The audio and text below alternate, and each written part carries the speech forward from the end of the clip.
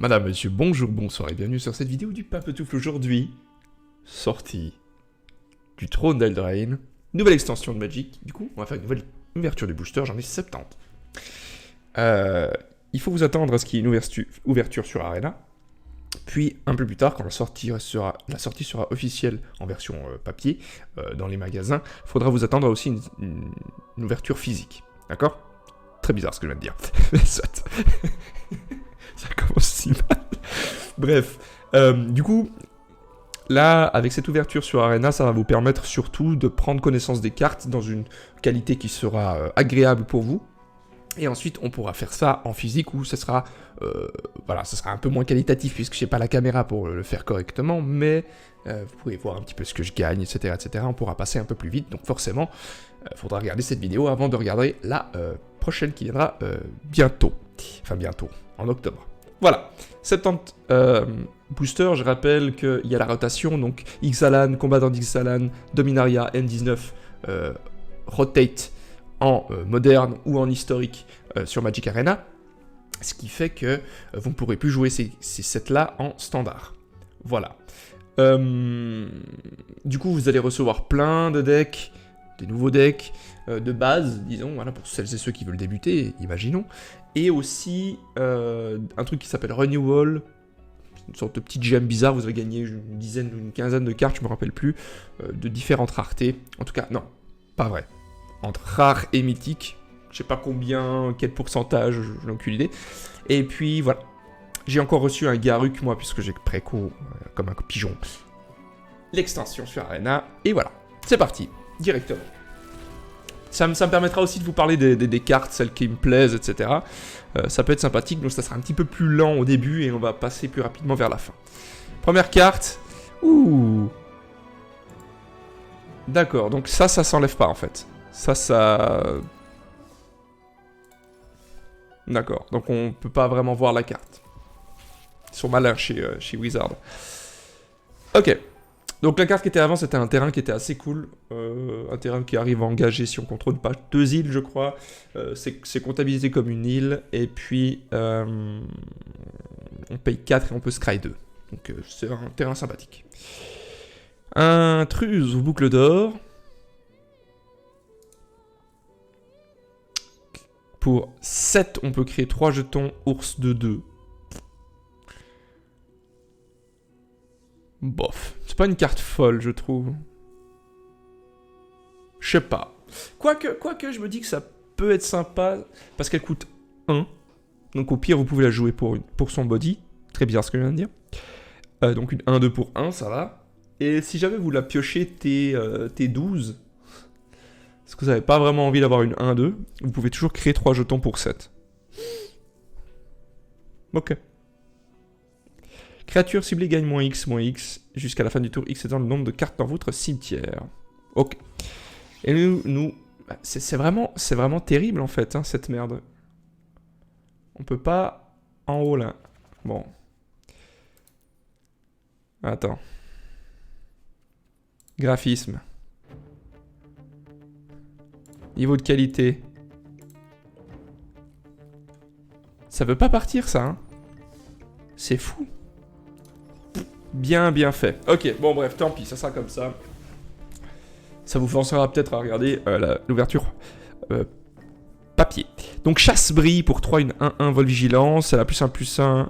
Elle gagne +1/+1 tant qu'on contrôle un artefact. Elle gagne +1/+1 tant qu'on contrôle un enchantement. On l'a vu, elle était présente dans un deck Brawl, ok. La rare, passage merveilleux, c'est une bonne carte. C'est vraiment une bonne carte, on peut la sacrifier, on va chercher dans notre bibliothèque une carte de terrain de base, on la met sur le champ de bataille engagé, on mélange ensuite notre bibliothèque. Si on contrôle au moins 4 terrains, on dégage ce terrain. Forcément, c'est sympa. Moi j'aime bien cette carte en tout cas. Je crois que en version papier, elle commence à monter de prix, donc snipez-la. Snipez-la, si vous jouez papier. Sœur Kara, l'audacieuse, pour 5, une 3-3.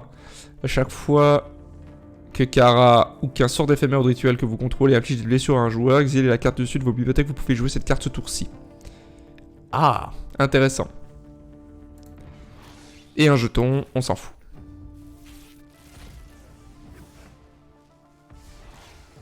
Chasseur de tête d'élite pour 4. 2-3 menaces. Et pour 3, on peut sacrifier une autre créature, un artefact. Elle affiche 2 blessures et 6 créatures au Planeswalker. Ok. La réédition de Option, qui est sympa. Cercueil de verre, qui est une carte aussi assez sympa. Ouh, feu de l'invention. Je vais faire un deck avec cette carte. Vous pouvez en être sûr. Qu'est-ce qu'elle fait? Pour 4, c'est un enchantement qui fait que vous pouvez lancer des sorts que pendant votre tour. Et vous ne pouvez pas lancer plus de 2 sorts à chaque tour. Ça a l'air très nul. Mais vous pouvez lancer des sorts ayant un coût converti de mana inférieur ou égal au nombre de terrains que vous contrôlez sans payer leur coût de mana. Attendez-vous à avoir du sale. Je le dis tout de suite. Ça, j'aime bien cette carte-là. Puis de ces sorcières. Je sais pas pourquoi. Pour 1, vous avez un artefact. Quand elle arrive en jeu, vous regardez 2. Donc, pour 1, en gros, vous regardez 2. Et plus tard, vous pouvez sacrifier cette merde et piocher une carte. Je sais pas. J'aime bien. Moi, j'aime bien ça. J'aime bien. Terrain montagne. Quand on arrive sur le champ de bataille, crée un jeton 1-1 rouge nain. Yes. Et on a le champion fervent, qui est le champion du monde 2018, Javier Dominguez. Voilà, ils font quelquefois ça. On est à son visage ici. Pan. Pour l'instant, rien de foufou. Évasion dans les friches. Exilez jusqu'à 5 cartes du dessus de votre bibliothèque. Vous pouvez exiler les cartes. Vous pouvez jouer les cartes exilées de cette manière jusqu'à la fin de votre prochain tour. Vous pouvez jouer un terrain supplémentaire ce tour-ci. Avec la carte que j'ai mentionnée précédemment. Je sens qu'il y a quelque chose à faire. Oui, on verra. Je suis sûr que je dois pas être le seul à avoir pensé à ça. Je suis certain. Je suis sûr. Même vous avez pensé à ça. Même vous. Reine des glaces. Est-ce qu'il y a libéré, délivré? Non, il n'y a pas. Ok. Alors on s'en fout. Bête frappée d'amour. Ok. Dans un deck Celestia humain, c'est pas dégueu. Enfin, c'est pas dégueu, c'est pas ouf, mais... Le château de Brazeret.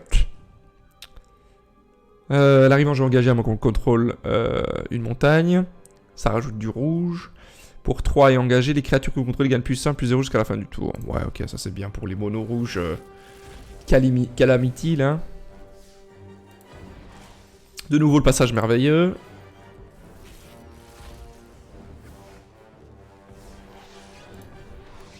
Le prince charmant, pour 2, une 2-2, humain et noble. Quand elle arrive sur le champ de bataille, choisissez 1, regarde 2. Ou bien, vous pouvez gagner... Enfin, vous gagnez 3 points de vie, pardon. Ou bien, exiler une créature ciblée que vous possédez. Renvoyez-la sur le champ de bataille sous votre contrôle au début de la prochaine étape de fin. Ok.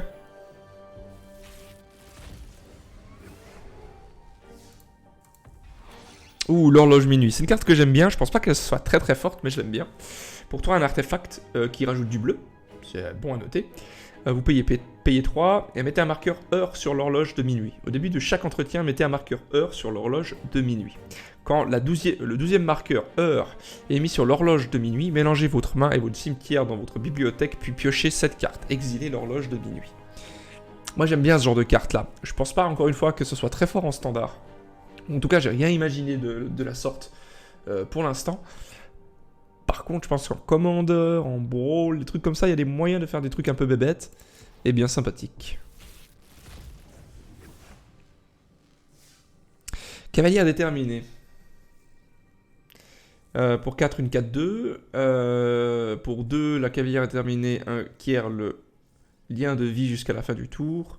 Et puis 3, la cavalière déterminée acquiert l'indestructible jusqu'à la fin du tour. Alors oui, vous allez me dire que certains peut-être sont en train de crier parce qu'ils disent bah, il dit 4, il dit 3, ça veut rien dire. C'est blanc, blanc, blanc, blanc, ou bien noir, noir, noir, noir, ou bien bicolore, bicolore, bicolore, bicolore. Normalement on devrait dire comme ça, mais vous m'avez compris. Je trouve cette carte excessivement forte. Je pense qu'elle va en faire rager plus d'un. Donc, Oko, voleur de couronne, pour 3, un Planeswalker. C'est chiant hein, qu'on ne voie pas en dessus, hein. Je suis désolé, j'y peux rien. Oko, le voleur de couronne, pour 3. Disons, pour un vert bleu. Le plus 2, vous créez un jeton nourriture. Le jeton nourriture, vous le voyez à droite, donc vous pouvez le sacrifier, payer 2 et l'engager, vous gagnez 3 PV. Le plus 1, l'artefact ciblé ou la créature ciblée perd toutes ses capacités et devient une créature verte élan avec une force et une endurance de base de 3. Ça marche chez vous, ça marche chez votre adversaire.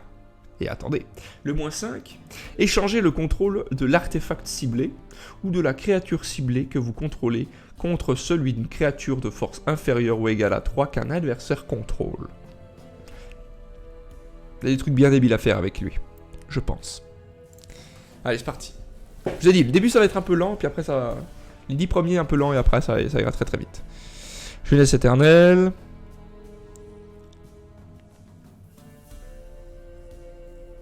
Ratier fou. A chaque fois que vous piochez votre deuxième carte chaque tour, créez 2 jetons de créature 1-1 noir rat. Je sens qu'il y aura des trucs à faire. Il était une fois. Cette carte est excessivement chère sur papier. Je sais pas pourquoi.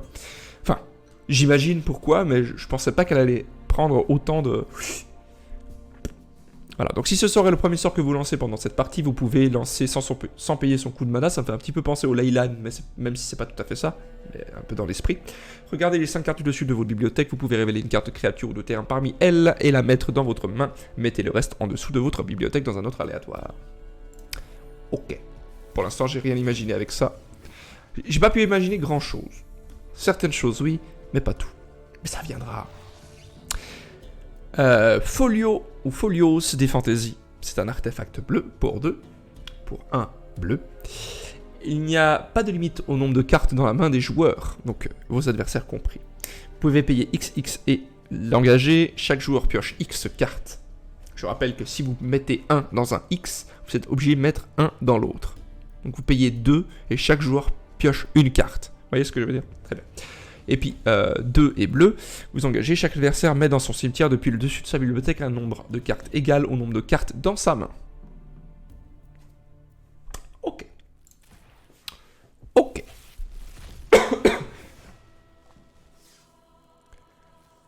Chevalier pute. Putréfondière. Bon, le chevalier. Le chevalier de pute. Voilà, on va l'appeler comme ça. Il est sympa. Déjà parce que c'est un zombie et c'est un chevalier. Il coûte 1 avec contact mortel, c'est toujours sympa. Mais surtout, pour 3, vous pouvez piocher une carte et vous perdez un PV. C'est cool ça. Piocher, c'est toujours cool. Mettez ça dans votre tête. J'aime beaucoup aussi le brut en pain d'épices pour 1, 1 célérité. Vous payez 1. Elle peut pas être bloquée, excepté par des créatures avec la célérité. Donc il faut être plus rapide, sinon tu peux pas le rattraper. Et vous payez 2, vous l'engagez, et vous sacrifiez cet idiot, et vous gagnez 3 PV. C'est une carte que je trouve sympa. Je pense qu'elle va être jouée dans des monos rouges. Je sais pas pourquoi, je sens qu'elle va être jouée dans des monos rouges.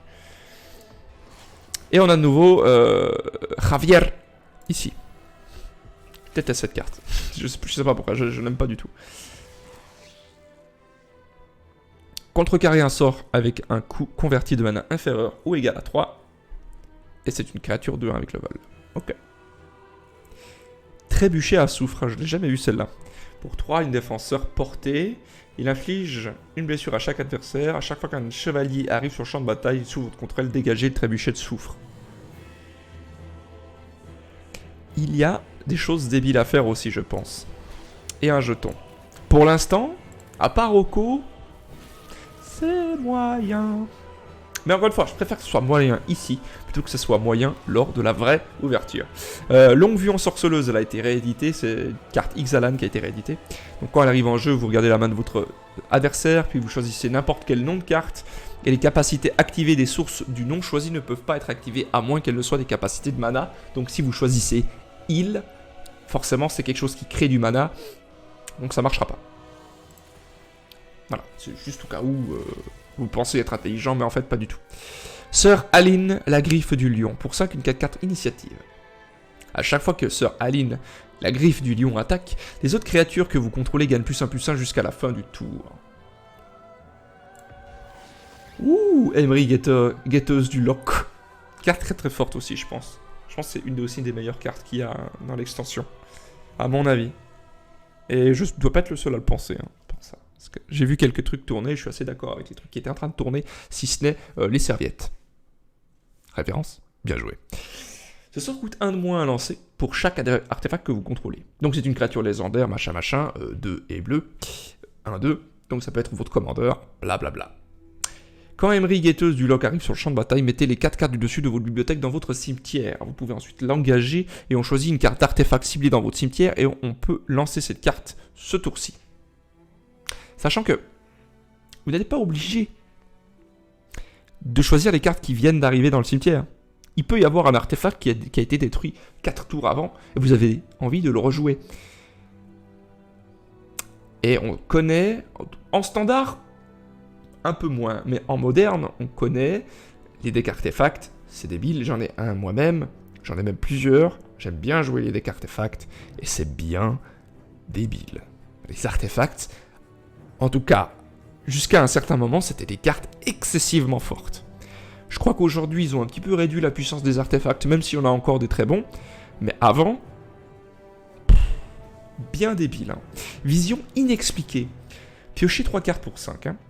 Enfin, 4 et bleu. Piochez 3 cartes. Inflexible, si au moins 3 mana bleus ont été dépensés pour lancer ce sort, regarde 3. Ouais, bof. Je ne suis pas. Le cheval de l'aventure. Cri du spectre pour 1. L'adversaire révèle sa main, vous pouvez choisir une carte non-terrain. Si vous faites ainsi, ce joueur exile cette carte. Si une carte non noire est exilée de cette manière, exilez une carte de votre main. Ah, peut-être que ça peut être une carte qui est jouée en side. Peut-être. Et on a le talisman griffe de souhait. Je pense que cette carte est un peu sous-estimée. Dans le sens où, en gros, elle arrive en jeu pour 2 avec 3 marqueurs souhait. Vous pouvez payer un, l'engager, retirer un marqueur souhait, aller chercher une carte, la mettre dans votre main. Et ensuite, cet artefact va dans... Enfin, votre adversaire contrôle cet artefact. C'est-à-dire que, potentiellement, le prochain tour, à la fin de votre tour, il peut lui-même jouer cette carte-là. Enfin, cet artefact. Aller chercher un truc et ça revient vers vous. Donc vous pouvez aller chercher 2 terrains, enfin 2 cartes dans votre deck, et votre adversaire peut aller en chercher une. Mais, vous pouvez toujours soit renvoyer ce truc dans votre main, soit détruire. Ce qui fait que votre adversaire ne peut pas. D'autant plus que, en général, ce genre de carte-là est joué dans des decks combo. Donc, vous allez la jouer, vous allez chercher un truc, et vous allez pouvoir faire votre combo. Et votre adversaire n'aura même pas le tour pour utiliser cette carte, donc il aura perdu à ce moment-là. Donc, je pense que cette carte est sous-estimée. Peut-être en standard, il n'y a pas beaucoup de combos possibles. En moderne, je pense que ça va être quelque chose. Je peux me tromper. Encore 50 boubou. Pouf. Ouh, encore un feu de l'invention. C'est encore une carte que j'aurais pas à crafter. J'aime bien faire cuire une tourte. Parce que tu peux insulter ton adversaire en disant « Va te faire cuire une tourte ». Premièrement. Deuxièmement, c'est drôle. Moi, je trouve ça marrant. Et troisièmement, c'est un machin qui détruit une créature. Pour 4, c'est cher. Certes, c'est pas à mépris de Vraska. Mais vous avez un jeton nourriture. Et un set qui est basé principalement sur des jetons nourriture, c'est pas dégueu. Pour un truc locos, j'entends. Pour un truc commun, évidemment. Droiture. Pour 1, la créature bloqueuse ciblée gagne +7/+7 jusqu'à la fin du tour. Il y a une autre carte, je crois qu'on l'a vu passer, mais je l'ai pas fait trop attention. En gros, vous pouvez bloquer une créature, faire droiture, et ensuite faire le machin qui coûte 2, c'est... Enfin, 1 et puis rouge, je crois. Et vous devez sacrifier une créature, et elle inflige un nombre de dégâts égal à son attaque dans la gueule de votre adversaire. Vous voyez où je veux en venir? Yes. On fera ça bientôt. On a le troll du ponceau. C'est une carte que j'ai reçue 2 fois dans mon truc Rhino Ball. C'est un troll 8/8 pour 5. Piétinement célérité. Quand il arrive sur le champ de bataille, l'adversaire ciblé crée 3 jetons 0-1 blanche et chèvre. Au début du combat, pendant votre tour, n'importe quel adversaire peut sacrifier une créature. Si un joueur fait ainsi, engagez le troll du ponceau. Vous gagnez 3 points de vie et vous piochez une carte. Même si vous n'attaquez pas avec une 8-8 piétinement célérité, vous pouvez gagner 3 points de vie et piocher une carte. Je trouve cette carte pas mal du tout. Parce qu'il y a clairement moyen de détruire ces petites chèvres avant de faire quoi que ce soit. Hein, clairement, facilement. Donc, vous pouvez faire en sorte que votre adversaire sacrifie autre chose qu'une chèvre. Ou il se prend 8 dans la gueule. Ou il sacrifie un truc, vous piochez une carte et vous gagnez 3 PV. Je sais pas, moi je vois pas de... Je sais pas, j'aime trop cette carte, j'aime bien, j'aime beaucoup. Changeons de musique parce que je suis pas en train de buter quelque chose dans...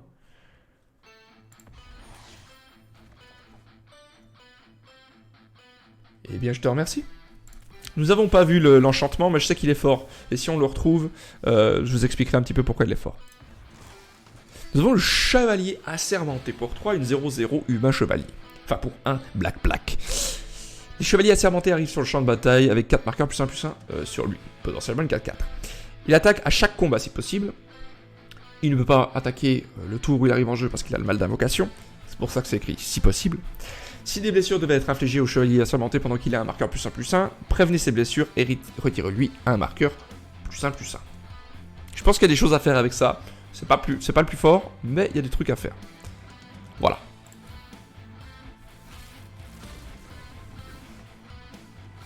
On a de nouveau Mongolita. Armure titubante. Ah, ça c'est pas mal. Dans un deck artefact en tout cas.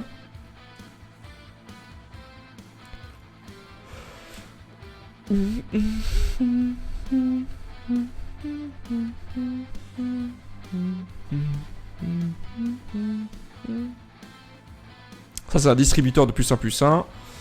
Et on a la silençante pour 1 white. On a une 1-2 vol lien de vie. Les créatures qui arrivent sur le champ de bataille ou qui meurent ne provoquent pas le déclenchement des capacités. Donc on a une garde de Watley en mieux.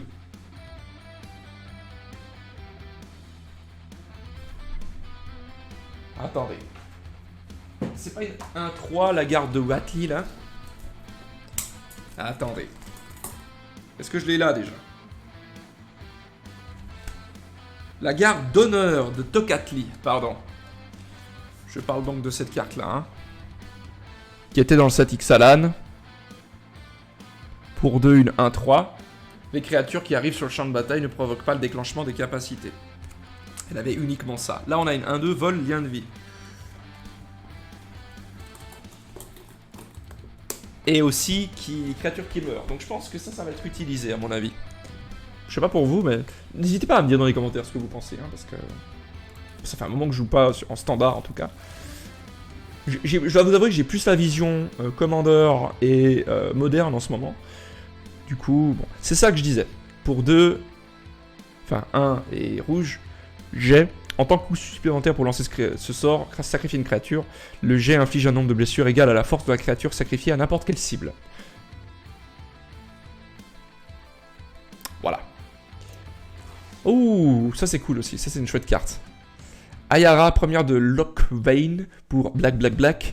Créature légendaire, elfe et noble, de 3. À chaque fois qu'elle ou une autre créature noire arrive sur le champ de bataille, sous votre contrôle, chaque adversaire perd 1 PV et vous gagnez 1 PV. Vous pouvez l'engager, sacrifier une autre créature noire, piocher une carte. Un petit commandeur. Même en non-commandeur, je pense qu'il y a quelque chose à faire avec elle. Dans un Rakdos ou un Mardu, je pense plutôt un Rakdos. Il y a quelque chose à faire. La claqueur tonitruant. À chaque fois que vous lancez un sort avec un converti de mana supérieur ou égal à 5, piochez une carte. Ok. Ça c'est une carte, franchement, je comprends pas pourquoi ils l'ont créée. Parce que je me rappelle quand j'étais joueur, il y avait une certaine carte qui s'appelle Bird of Paradise, qui était fortement controversée. Controversée parce qu'elle était sacrément forte. C'était pour un vert, donc pour green, une créature avec le vol 0-1 ou 0-2, je me rappelle plus maintenant. Vous pouviez l'engager pour créer n'importe quel... Enfin, un mana de n'importe quelle couleur. Juste ça. C'est trop fort. Vous réalisez pas à quel point c'était trop fort. C'est super chiant. Et là, ils ont fait un truc. Quand elle arrive en jeu, elle a le vol déjà, hein, bon, on en est, une 0-2 avec le vol. Elle arrive en jeu, vous créez un jeton nourriture. Vous pouvez l'engager pour sacrifier une nourriture et ajouter un mana de la couleur de votre choix. Vous vous dites, ouais, bah, c'est pas si fort que ça. Pour 2, vous pouvez l'engager aussi et créer un jeton nourriture. D'autant plus que vous avez un set qui crée facilement des jetons nourriture, notamment le Oko, que j'ai mentionné précédemment. Cette carte devient très très forte. Vraiment très très forte. Et je pense qu'il y a un truc assez sournois avec cette carte-là, c'est que si vous commencez, je pense particulièrement quand vous commencez, tour 1, vous faites ça. Tour 3, enfin tour 2, vous pouvez jouer Oko, qui est une machine à nourriture. Je sais pas. Je sais pas quoi. Voilà. C'est très fort ça, je trouve. Je peux me tromper. Encore une fois, je peux me tromper, mais je pense que c'est très fort. Faucheur de la nuit, je trouve cette carte très très belle, très très stylée. Vraiment. Très très stylée. Je pense que j'utilise... Bon, on s'en fout, c'est pas important ce que j'allais dire. On a Danse du manoir, X, White, Blue, rituel envoyé sur le champ de bataille jusqu'à X cartes artefacts et /ou d'enchantement non aura ciblé, chacune avec un coût converti de mana inférieur ou égal à X depuis votre cimetière. Si X est supérieur ou égal à 6, ces permanents sont des créatures 4/4 en plus de leur autre type. Je n'ai pas vraiment de pensée là-dessus. Ça, je pense que c'est vraiment pensé pour le commandeur en question. Bof, voilà. Don du chaudron. Joie des compagnons. Un enchantement. Donc un rouge, blanc, blanc. Au début de votre entretien, choisissez l'un au hasard. Avec un dé ou une pièce, qu'importe. Créez un jeton de créature rouge et blanche avec ses caractéristiques. 3-1, humain et guerrier avec le piétinement et la célérité. 2-1, humain et clair avec lien de vie et la célérité. 1-2, humain et gredin avec la célérité. Et quand cette créature arrive sur le champ de bataille, elle inflige une blessure à n'importe quelle cible. Moi je veux dire, il y a un deck Boros / Mardu / Rakdos qui se profile un peu aggro, un peu jeton aggro die.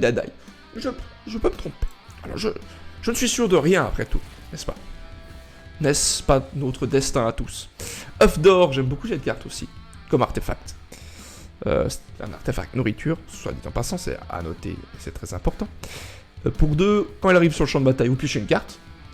En gros, 2, vous piochez une carte, vous avez un artefact sur le terrain, c'est important aussi.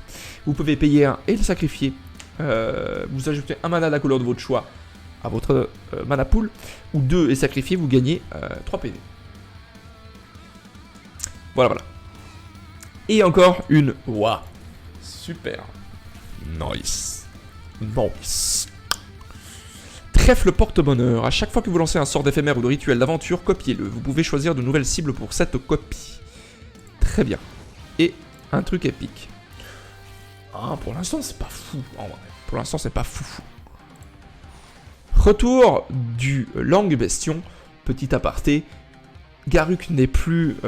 Enfin, à la fin de cette histoire de Throne of Eldraine, Garruk n'est plus maudit. Et ça, c'est important. Car ça va revenir un personnage peut-être important après. Et j'aime bien Garruk. Je le préfère 1000 fois Garruk à Nissa. Ah, je dis ça comme ça. Je dis ça comme ça. Ok.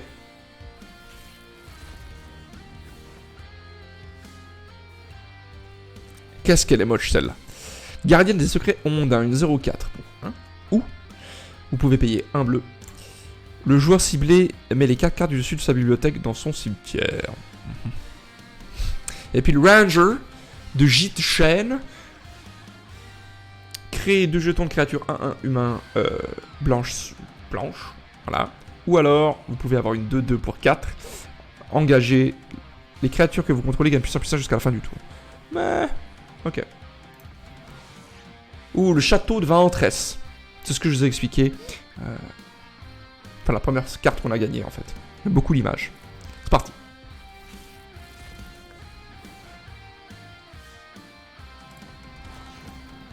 Cimetière des terriers des fées. Donc 1 vert et puis blanc. Vigilance, ancêtre, machin, gagne +1/+1 pour chaque couleur parmi les permanents que vous contrôlez. Vous l'engagez pour chaque couleur parmi les permanents que vous contrôlez. Ajoutez un mana de cette couleur. Je pense qu'on peut ouvrir les 10. À partir de maintenant. Ok, on ouvre encore celle-là et puis on peut ouvrir les 10. Grungili, le généreux, est une carte assez intéressante. C'est une créature légendaire, donc notez-le si jamais vous avez envie d'en faire un commandeur. Chaque autre créature non humain que vous contrôlez arrive sur le champ de bataille avec un marqueur +1/+1 supplémentaire sur elle. Ça peut être un truc à faire. Et nous avons de nouveau la silençante. Ok. Ouvrons 10 boosters. Mais uniquement les rares. Nous avons Gadwick le Briscard pour X bleu. Créature légendaire, 3/3. Quand elle arrive sur le champ de bataille, piochez X cartes. À chaque fois que vous lancez un sort bleu, engagez un permanent non terrain ciblé qu'un adversaire contrôle. Le champion fervent dont je m'en fous. La taille-braise pour 6.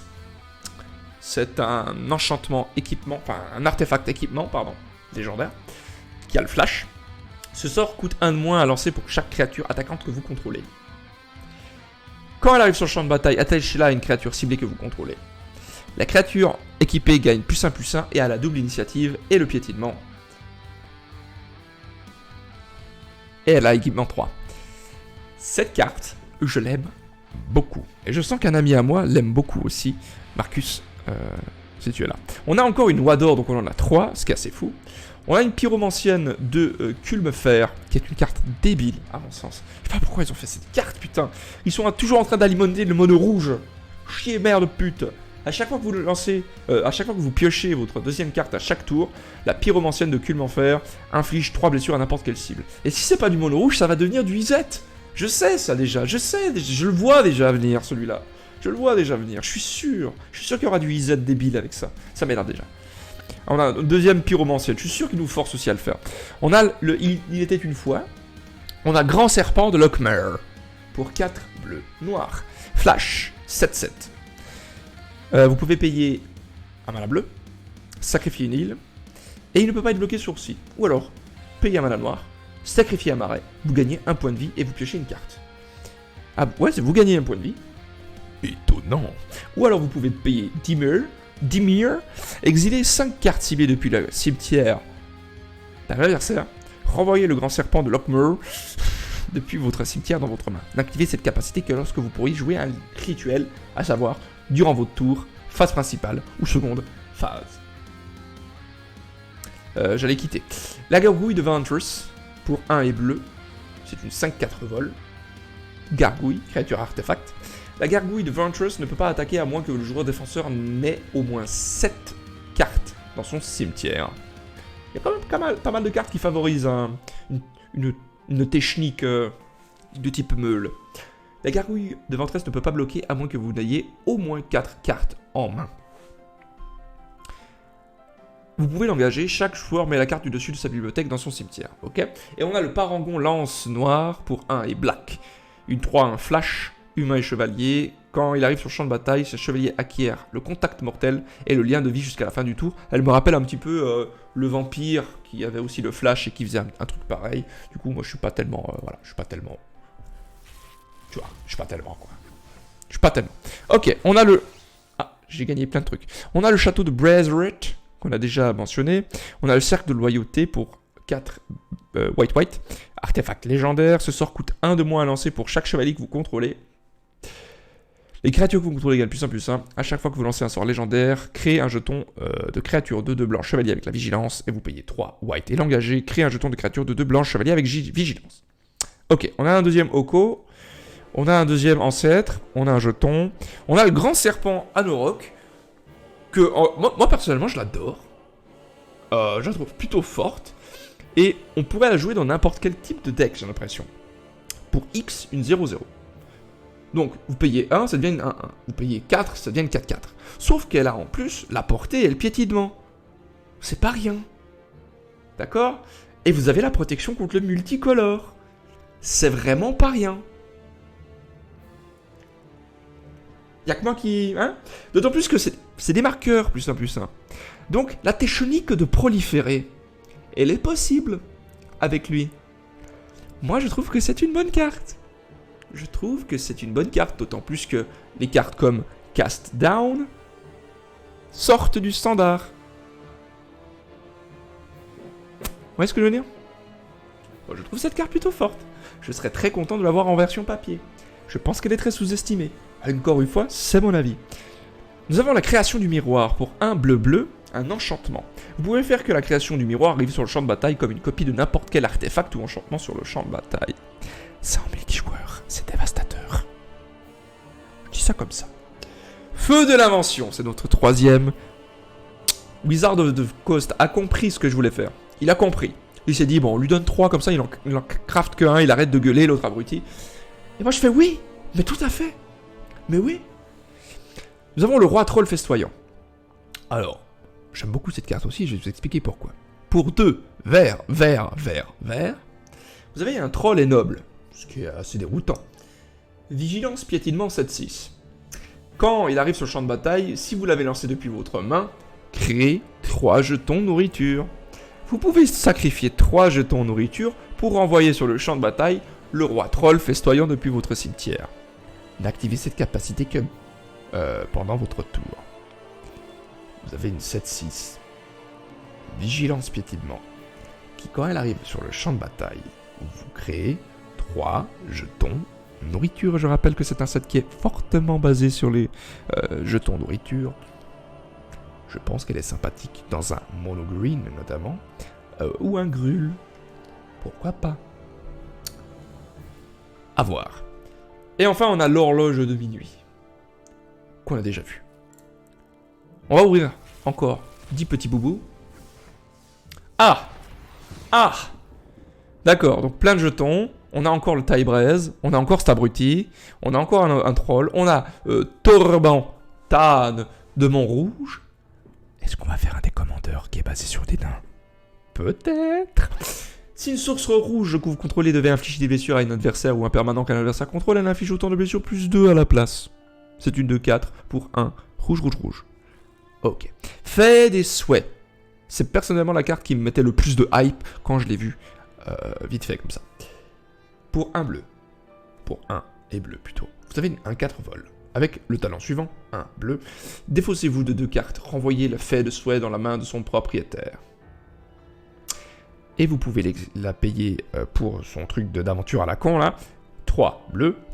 Vous pouvez choisir une carte non créature que vous possédez en dehors de la partie, la révéler et la mettre dans votre main. Vous savez que j'aime ce genre de carte. Oh oui. Je pense que je vais l'utiliser. Faut que j'arrête de chuchoter, c'est un peu bizarre. Je m'entends pas, donc je ne sais pas. Et on a encore Danse du Manoir qu'on a déjà vu, donc on sent. On va ouvrir. Ah! Ah! Ah! Pan! C'est la 3e fois qu'on l'a celle-là aussi. Et pan! On a un grand serpent. On a déjà vu. Et pan!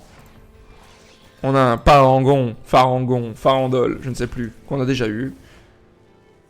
Et pan! Danse du Manoir. Décidément, il y a des archétypes qu'on force un peu.